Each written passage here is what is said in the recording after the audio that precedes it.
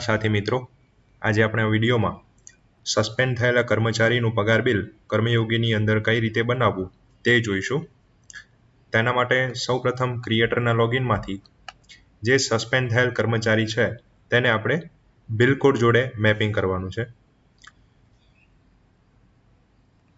જે બિલ કોડમાં સસ્પેન્ડ થયેલા કર્મચારીનું પગાર બિલ કરવું હોય, પગાર કરવાનો થતો હોય તે અહીંયા આપણે એ યુઝરનો HRPN એન્ટર કરીશું। ત્યારબાદ જે બિલ કોડમાં આપણે તે યુઝરનું મેપિંગ કરવું હોય તે બિલ કોડને અહીંયાથી સિલેક્ટ કરીશું।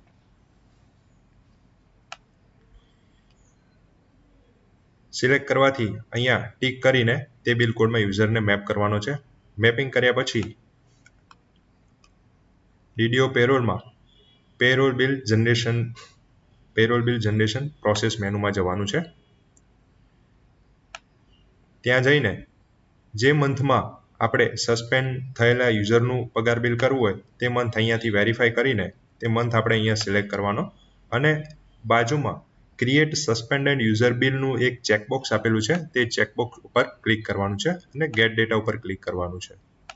એટલે અહીંયા આપણને દેખાશે કે આ બિલ કોડ સાથે જે સસ્પેન્ડ યુઝર છે તેનું મેપિંગ આપણને દેખાશે અને નંબર ઓફ એમ્પ્લોય ઉપર ક્લિક કરીશું એટલે તે યુઝરની સેલેરી એડજસ્ટમેન્ટમાં પગારની બધી વિગતો બતાવશે।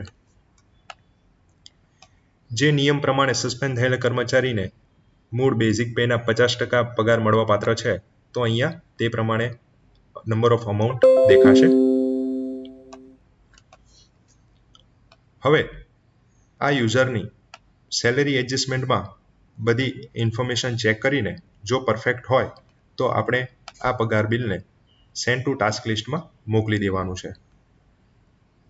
હવે કોઈ વિભાગ કે HOD એવો હુકમ કરે છે કે આ યુઝરને હવેથી 75% સેલેરી મળવાપાત્ર છે તો સિસ્ટમ સસ્પેન્ડેડ કર્મચારીને 50% સેલેરી અત્યારે આપે છે, પરંતુ 75% સેલેરી આપવાની થતી હોય તો તે કઈ રીતે આપણે કરીશું તો તેના માટે આપણે DDO પેરોલમાં એક મેનુ છે પેરોલ કમ્પન્સેશન કન્ફિગરેશન, તે મેનુમાં જવાનું છે।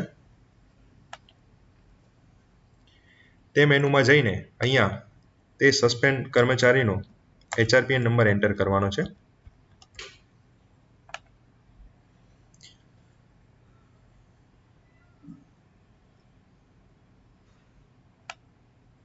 અને અહીંયા નીચે તે યુઝરની ઇન્ફોર્મેશન જોવા મળશે અને સૌથી નીચે કમ્પન્સેશન કન્ફિગરેશનમાં અહીંયા ડ્રોપડાઉન આપેલું છે સસ્પેન્ડેડ ટાઈમ સેલેરી, ત્યાંથી આપણે તે યુઝરની 75% સેલેરી એને મળવાપાત્ર થતી હોય તો તે અહીંયાથી સિલેક્ટ કરવાની છે અને અહીંયા કયા મંથનું પગાર બિલ આપણે બનાવીએ છીએ તે મંથ અહીંયાથી સિલેક્ટ કરવાનો છે।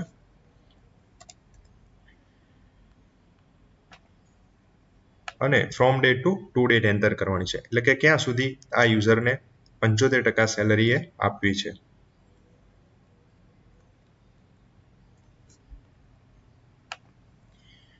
ડેટ એન્ટર કર્યા પછી બાજુમાં અહીંયા આ રીતનું સેવનું બટન આપેલું છે, તે સેવ બટન ઉપર ક્લિક કરવાનું છે એટલે રેકોર્ડ એ ઇન્સર્ટ થઈ જશે। એટલે જ્યારે પણ આપણે હવે મે મંથમાં આ યુઝરનું પગાર બિલનું પ્રોસેસ કરીશું તો તે યુઝરની 75% સેલેરી સિસ્ટમ કરીને આવશે। અહીંયા મંથ સિલેક્ટ કરીને ગેટ ડેટા ઉપર ક્લિક કરવાનું છે અને અહીંયા ટિક માર્ક કરીને ગેટ ડેટા ઉપર ક્લિક કરવાનું છે।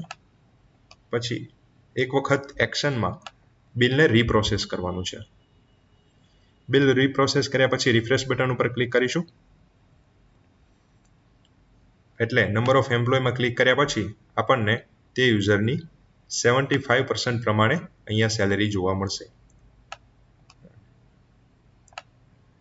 તો આ રીતે આપણે 50%ની 75% સેલેરી કઈ રીતે આપવી સસ્પેન્ડ થયેલા યુઝરને તે આપણે જોયું। હવે આગળ આપણે આ